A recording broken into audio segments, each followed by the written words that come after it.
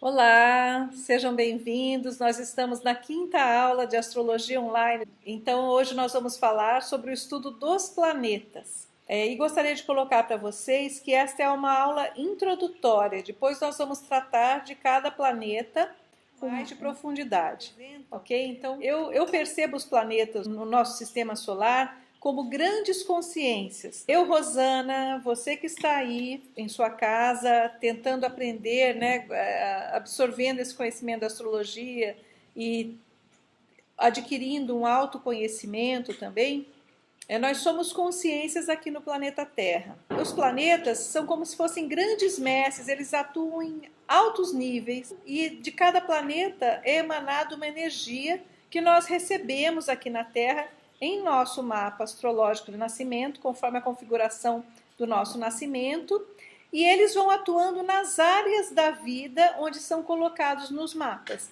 E quais são essas áreas da vida? Elas são detalhadas através das casas.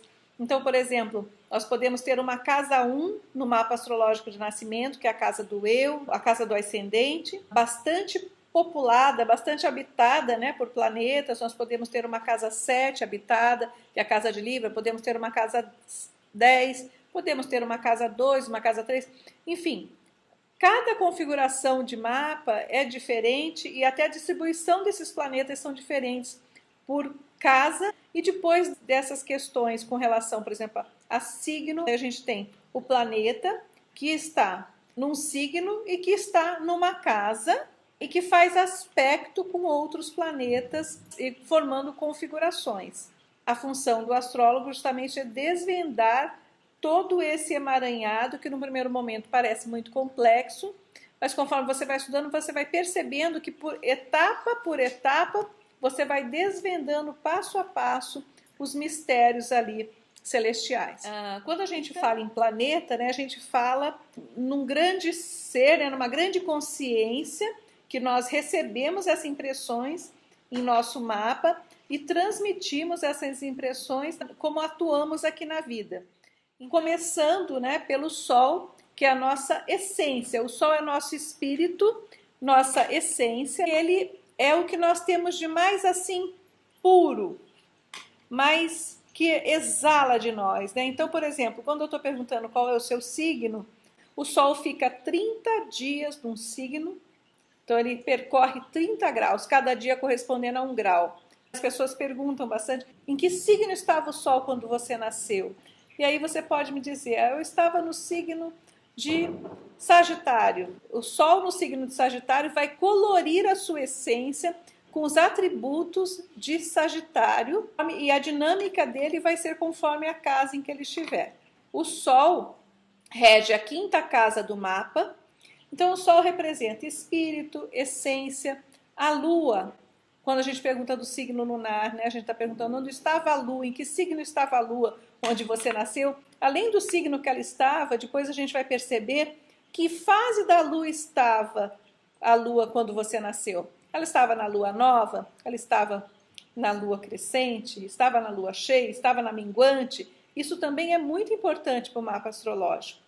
Além da Lua estar numa fase, dentro de cada fase ela tem outras fases. Elas têm outras pequenas fases. Então, a gente também vai colocando isso para a pessoa que vem buscar, né, ou para a pessoa que está procurando se conhecer. Então, uma pessoa que nasce na lua minguante, ela pode ter nascido no início da lua minguante, que quer dizer uma coisa, ela pode ter nascido já no final da lua minguante, que quer dizer outra. A mesma coisa em todas as fases. A lua fica 2 dias e meio aproximadamente em cada signo, e nesses 2 dias e meio ela percorre 30 graus. A Lua rege a quarta casa do mapa, representa a nossa alma. Quando a gente vai falar de astrologia kármica, um dos pontos importantes que veremos no mapa astrológico de nascimento é o signo lunar. A Lua rege a quarta casa, tem a ver com o elemento feminino, a mãe. O signo lunar fala da bagagem que trazemos de outras vidas. O que nós fomos, quais foram as nossas vivências, até os traumas que trazemos, as experiências tanto positivas quanto difíceis, elas estão registradas na carga emocional que trazemos dessa bagagem lunar. E aí a gente vai ver onde está a Lua. Vamos supor que ela esteja no signo de Capricórnio, né? Em que casa está essa Lua? Em que setor ela está atuando no mapa? Que aspectos que ela faz? Ela está amiga, uma Lua muitas vezes aspectada, com aspectos difíceis, é que nós estamos sendo emocionalmente muito exigidos nessa vida. A Lua nos representa alma, emoções, acolhimento, também o afeto. A Lua tem muito a ver com os nossos primeiros anos, né, na infância. Aí nós vamos falar de Mercúrio. Mercúrio é um planeta muito próximo do Sol, muito rápido. Mercúrio é um planeta da inteligência, da comunicação, da racionalidade, de como a gente colocar em prática as coisas que aprendemos. Mercúrio é um planeta rápido, dual, que nos dá características mentais. Então, como você se comunica, como você se coloca na vida, a facilidade que você tem de aprendizado e de transmitir esse conhecimento está muito relacionada a Mercúrio. E Mercúrio rege a terceira casa do mapa.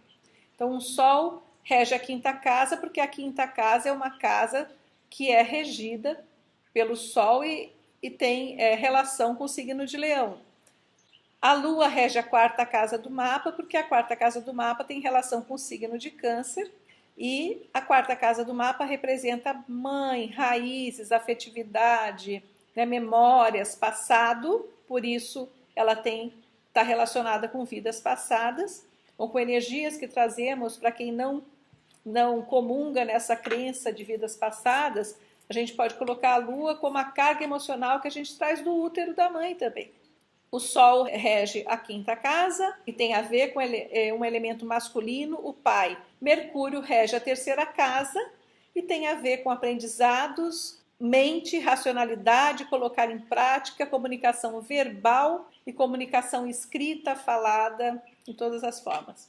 Aí nós temos a Vênus, que vai reger a afetividade, o que a gente valoriza, né, o que é importante para a gente. Também rege a nossa fertilidade, a nossa sensualidade. E Vênus rege, no mapa astrológico do nascimento, a segunda casa, que é a casa de Touro, e rege a sétima casa, que é a casa de Libra. Atua em Touro de maneira mais terrena, prática, e em Libra de maneira mais através do elemento ar. Diplomacia, contatos, relacionamentos. Aí nós temos o planeta Marte, que rege a iniciativa, o vigor, a nossa atitude combativa, como a gente age para sobreviver, como a gente luta pelo que acreditamos. Essa energia quem nos dá é Marte. Marte é um planeta vigoroso, ele é Áries, o deus da guerra. Enquanto a Vênus, ela é a deusa do amor, da afetividade, das artes. Marte rege, como não poderia deixar de ser, a nossa primeira casa, que é uma casa de afirmação. Marte, enquanto atuando no nosso mapa astrológico de nascimento, ele nos faz que a gente se afirme perante a vida, que a gente levante e lute pelos nossos ideais, pelo que a gente acredita. Marte também rege a sexualidade, um dos planetas. Algo importante para falar também, na hora que terminar o ciclo dos planetas, eu falo quem que é a oitava superior de um e de outro. Que um planeta rege num nível, por exemplo, a Vênus, a regência de Vênus num nível, ela representa uma forma de atuação, mas ela tem uma oitava superior que a gente vai falar de nós temos. E aí, nós falamos então dos planetas pessoais. Quais são os planetas pessoais? Sol, Lua, Mercúrio, Vênus e Marte. Lembrem-se que separando os planetas pessoais dos outros planetas no sistema solar, nós temos um cinturão de asteroides. Depois de Marte, nós temos um cinturão de asteroides, e aí vem Júpiter, Saturno, Urano, Netuno e Plutão. Esse cinturão de asteroides representa tipo como se fosse uma proteção, uma divisão entre os planetas pessoais que atuam no nosso dia a dia, na nossa dinâmica aqui, mas eles atuam fortemente no nosso dia a dia. Daí a gente vai para os planetas sociais, que são planetas que atuam sim, mas de uma forma mais ampla, porque eles demoram mais tempo num signo. Como é o caso de Júpiter, que demora 1 ano em cada signo. para percorrer 30 graus, né? O Júpiter nesse momento está em Virgem. Para percorrer os 30 graus do signo de Virgem, ele vai demorar cerca de 12 meses. Então, a gente chama de planeta lento. Saturno demora 2 anos e meio para percorrer 30 graus em um signo. Então, imagina a transformação que ele vai causando enquanto caminhando nesse signo, em termos também de humanidade, não na nossa vida só. Mas é claro que é importante sim, né, gente? Saber onde ele está no nosso mapa. Claro que ele atua. A dinâmica dos planetas pessoais é que é mais rápida, então é mais perceptível. Júpiter rege a 9ª casa do mapa astrológico. Júpiter rege o signo de Sagitário. Aí nós temos social. Júpiter e Saturno são 2 planetas sociais, que representam a fé, a expansão, o otimismo, a sabedoria. Júpiter rege as viagens, rege o conhecimento, os idiomas. E nós temos Saturno, que vai reger a solidez, a maturidade, o dever, a responsabilidade, o nosso foco, a nossa persistência. E Saturno rege a 10ª casa do mapa astrológico. E Saturno rege o signo de Capricórnio. Então, agora nós vamos falar dos planetas transpessoais ou geracionais. E aí a gente tem em Urano. Quando Urano foi descoberto, houve logo depois a Revolução Francesa e também a independência dos Estados Unidos. Ou seja, ele trouxe com ele o espírito da liberdade que Urano nos dá. Urano nos dá liberdade, vontade de revolucionar, de mudar o que está estabelecido. Então, sob a regência de Urano, e onde Urano está em nosso mapa, nós vamos ter uma atitude original, porque Urano rege a originalidade também, por isso ele inspira os inventores. E pensar diferente, né? Sabe aquela coisa de pensar fora da caixinha, né? Que as pessoas costumam dizer, pense fora da caixa. Pense fora da caixa é pensar de forma uraniana, não de forma cartesiana, de forma uraniana. Você vai ver novas maneiras, né, de fazer algo que parece óbvio para nós, mas que quem tem fortes influências uranianas vai perceber que é possível fazer diferente, fazer melhor. E sempre para o progresso e para o avanço. Claro que um Urano super mal aspectado no mapa pode trazer um rebelde sem causa. Se vocês me perguntarem, pode? Pode. Pode trazer um rebelde sem causa. Uma pessoa que tem um Urano totalmente dissonante, fazendo aspectos muito difíceis por casa, tal. Mas, em geral, Urano traz rebeldes com causas, sim. Causas que às vezes nós nem enxergamos ainda e que essas pessoas sinalizam para a gente ou que a gente dá pouca importância e que um pouco de foco nisso pode melhorar bastante o mundo.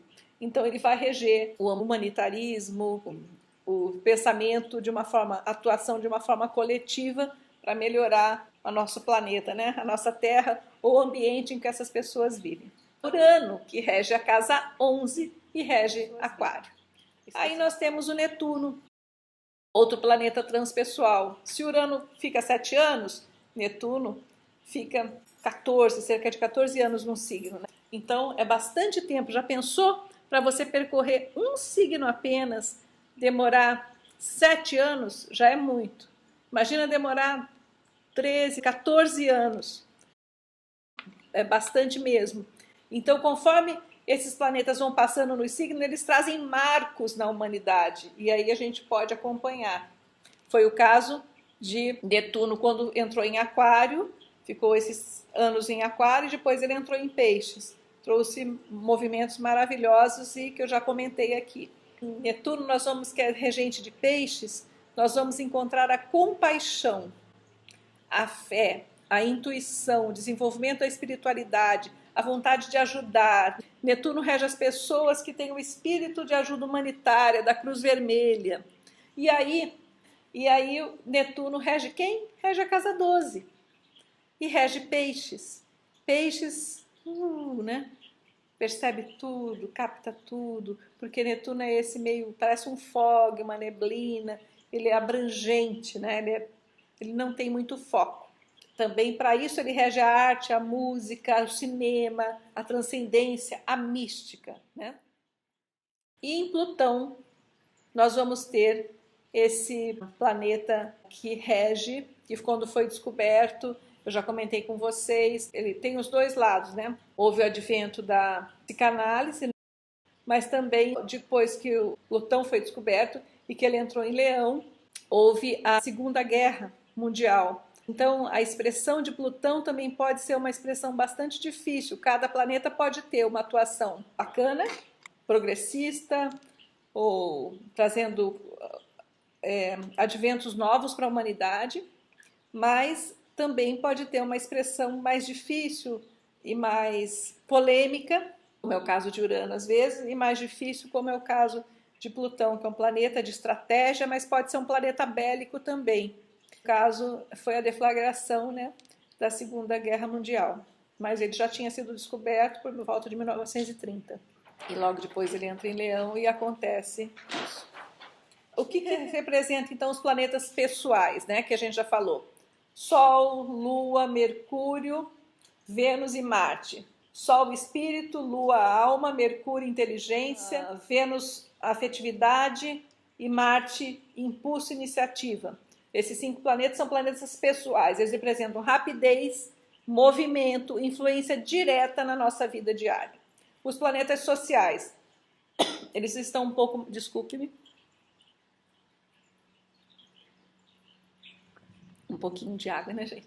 Então, eles estão aqui, os planetas sociais, eles nos ajudam no nosso dia a dia, mas de uma forma mais longínqua, em períodos mais longos e devagarinho, diferente dos planetas que fazem contato e mudam rapidamente, não repentinamente. Então, eles influenciam sim, mas não tão diretamente nas nossas vidas. Então, porque Júpiter, por exemplo, que é um planeta social, representa a bênção, a expansão, a facilidade, onde nós temos as facilidades. E Saturno representa um ponto a se prestar atenção. Saturno também faz parte quando a gente faz uma leitura do mapa kármico.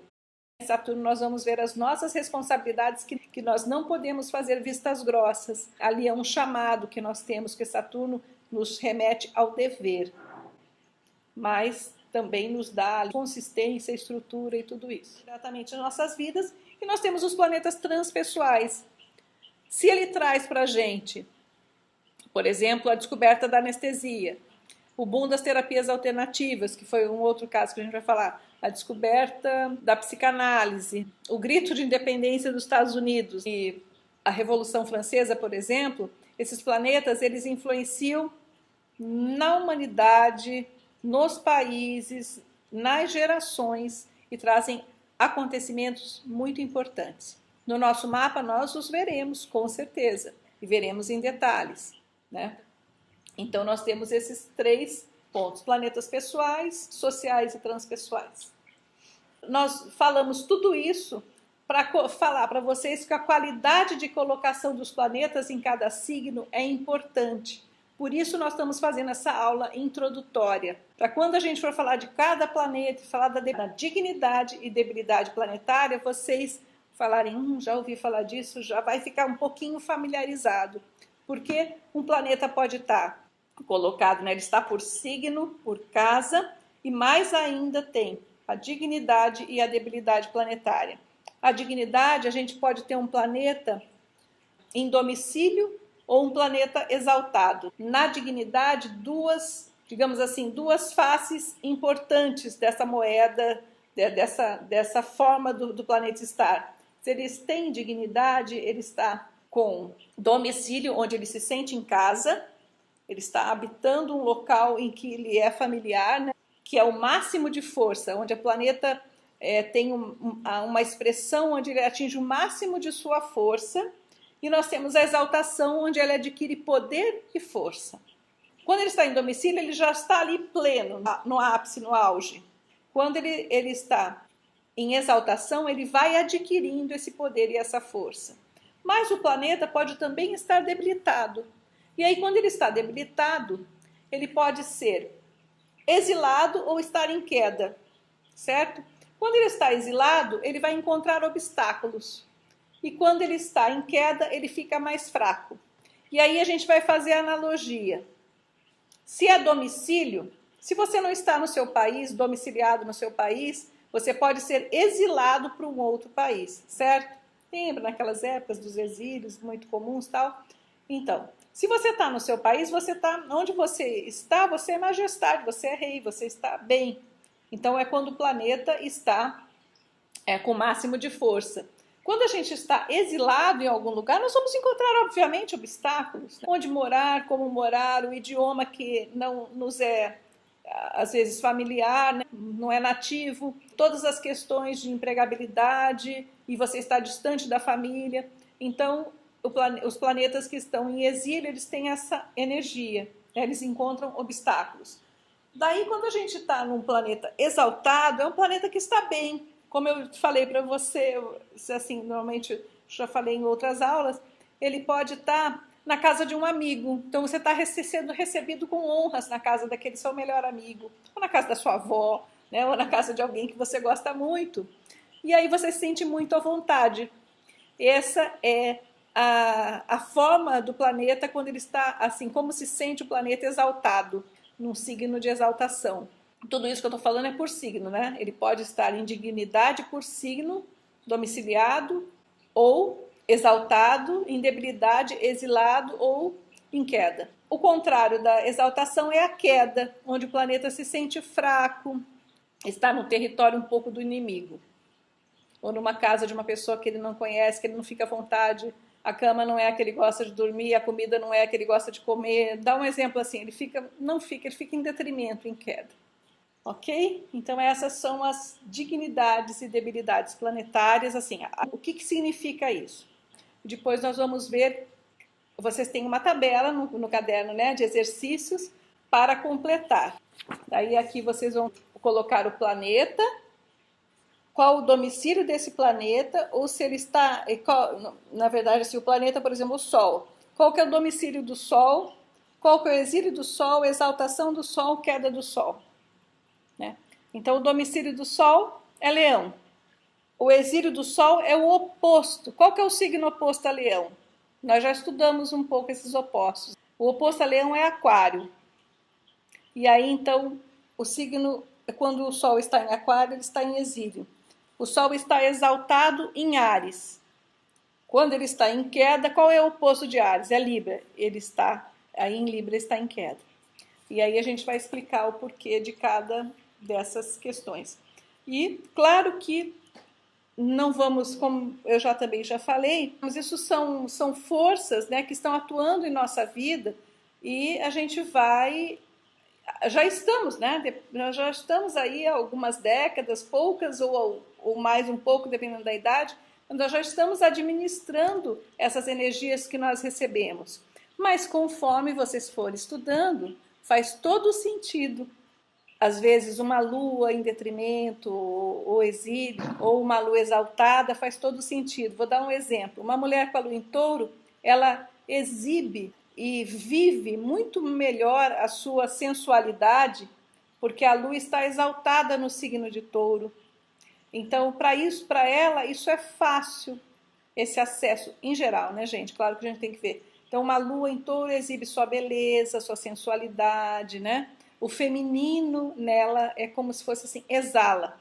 Dependendo do signo que está colocado a lua, isso fica difícil para a mulher, às vezes, ou mesmo para o homem, não é só. E aí a gente vai estudando e entendendo. Por isso, uma pessoa nunca será igual a outra. Se você, por exemplo, tem 2 filhos, 3 filhos, cada um nasceu num signo lunar, e mesmo se nasceu igual, em casas diferentes, com aspectos diferentes, já muda toda a dinâmica. Eu falo sempre signo lunar quando eu falo de criança, porque a criança vive muito a lua, né? Ela expressa muito a lua, né? Então, por exemplo, uma criança com uma lua no signo de água pode ser muito mais magoável do que uma criança uma lua no signo de fogo, né? Que é um exemplo bem clássico. Uma criança com uma lua no signo de ar também é uma criança muito mais arteira, sapeca, mental. A do fogo vai ser mais sapeca. E a de ar vai ser muito mais ligada às vezes em livros, em brincadeiras mais mentais. E a de terra precisa fazer brincadeiras mais para ação. Terra e fogo irão mais para ação. Uma lua em água vai querer pintar, desenhar e tudo isso, né? Então cada uma vai ter uma dinâmica. Por que uma vai subir na árvore e a outra vai querer ficar em casa desenhando, pintando? Porque tem elementos diferentes e isso é uma dinâmica da criança, a gente tem que entender e tem que respeitar. Umas vão querer sempre ficar mais em casa e outras vão querer ir para a quadra brincar. Coloca uma criança com um monte de elemento fogo dentro de casa, ela sobe pelas paredes, né? Aí coloca uma criança com um monte de elemento água dentro de casa, ela vai pintar, ou de terra vai cozinhar, vai querer brincar de boneca, não vai se interessar tanto lá fora. Então é isso. Nós passamos aqui por todos, né, os planetas, e a gente vai continuar conversando, discutindo e se aprofundando. Há mais uma coisa para vocês saberem: o planeta pode estar em movimento normal, em movimento estacionário ou em movimento retrógrado. Daí vocês podem perguntar, o planeta retrograda, ele faz a... Não, é só aparentemente, porque diminui a velocidade em sua posição, né? Então a impressão que a gente tem é que ele está retrogradando. E quando acontece isso, nós recebemos essa impressão e faz muita diferença nas nossas vidas. Muito feliz aqui com o nosso progresso, né, no curso de Astrologia Online. Vamos mergulhar nos saberes astrológicos. Um beijo.